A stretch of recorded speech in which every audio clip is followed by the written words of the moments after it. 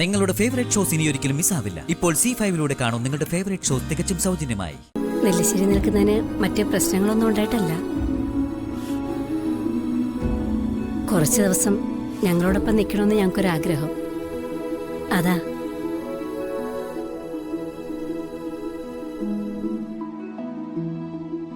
സന്ദീപിന് എന്തെങ്കിലും കുഴപ്പമുണ്ടെങ്കിൽ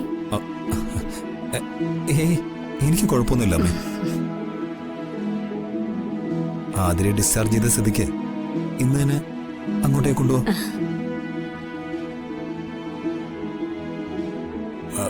മോന് 1-2 ദിവസം ഇവിടെ നിൽക്ക്. അപ്പോ എവക്കും ഒരു ആശ്വാസമാവും. അവിടുത്തെ അച്ഛനോടും കൂടി ഒന്ന് പറഞ്ഞേക്കാം. അല്ലെങ്കിൽ ചിലപ്പോ വിഷമായാലോ. മാഷ് സേതുവേട്ടൊന്ന് വിളിക്കേ, എന്നിട്ട് കാര്യം പറ.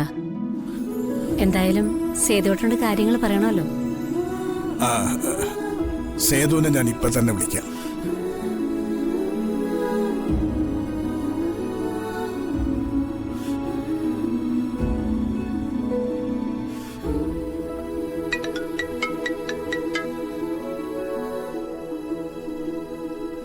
മാഷേ.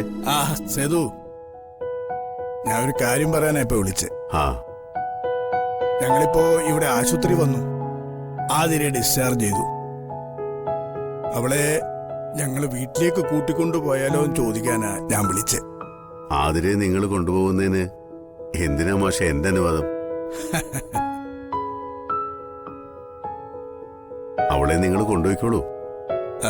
പിന്നെ ഇവിടെ വെച്ച് ആതിരയ്ക്ക് ഇങ്ങനൊരു സംഭവം ഉണ്ടായി. അതിന്റെ ഉത്തരവാദിത്വം എനിക്കും സന്ദീപിനോ.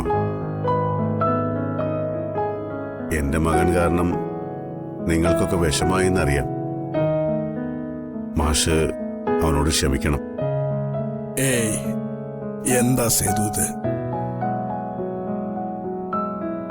എന്റെ മോടെ ഭാഗത്താ മുഴുവൻ തെറ്റെന്ന് ഞാൻ പറയും.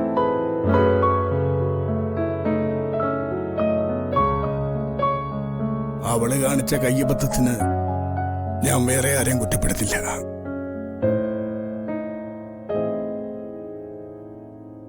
ഇനി അതിനെപ്പറ്റി സംസാരിക്കാതിരിക്കുന്നതാ സേതു നല്ലത്. പരസ്പരം പറഞ്ഞ് വിഷമിക്കാന്നല്ലാതെ നമുക്കതുകൊണ്ട് വേറെ പ്രയോജനമൊന്നുമില്ലല്ലോ. അതെ, അതും ശരി തന്നെയാ. ആതിരെ മാഷ് വൃന്ദാവനത്തിലേക്ക് കൊണ്ടുപോയിക്കോ. ഞാൻ സൗകര്യം പോലെ അങ്ങോട്ട് വന്ന് ആതിരയെ കണ്ടോളാം. ശരി സേതു, ഞാൻ വീട്ടിലെത്തിയിട്ട് വിളിക്കാം. ആയിക്കോട്ടെ മാഷെ. ഓ, എന്തായി, സേതുവേട്ടൻ സമ്മതിച്ച മാഷേ? സമ്മതിച്ചു. ഇവളിങ്ങനെ ചെയ്തതില് സേതു നല്ല വിഷമമുണ്ടായിട്ടുണ്ട്.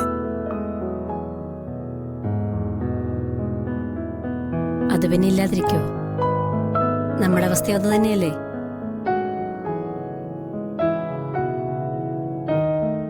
ഇങ്ങനെയുള്ള ചെറിയ ചെറിയ കാര്യങ്ങൾക്ക് ഇവളിങ്ങനെ തുടങ്ങിയാൽ നമ്മൾ എന്താ ചെയ്യാ? ഇനി അവളെ വഴക്ക് പറയണ്ട അമ്മ. അവക്കൊരബദ്ധം പറ്റിയതാ. ഇനി ഒരിക്കലും ആതിര അങ്ങനെ ഒന്നും ചിന്തിക്കില്ല. അല്ലേ മോളെ? ഡൗൺലോഡ് ചെയ്യൂ C5 ആപ്പ്. കാണൂ എല്ലാ എപ്പിസോഡുകളും സൗജന്യമായി.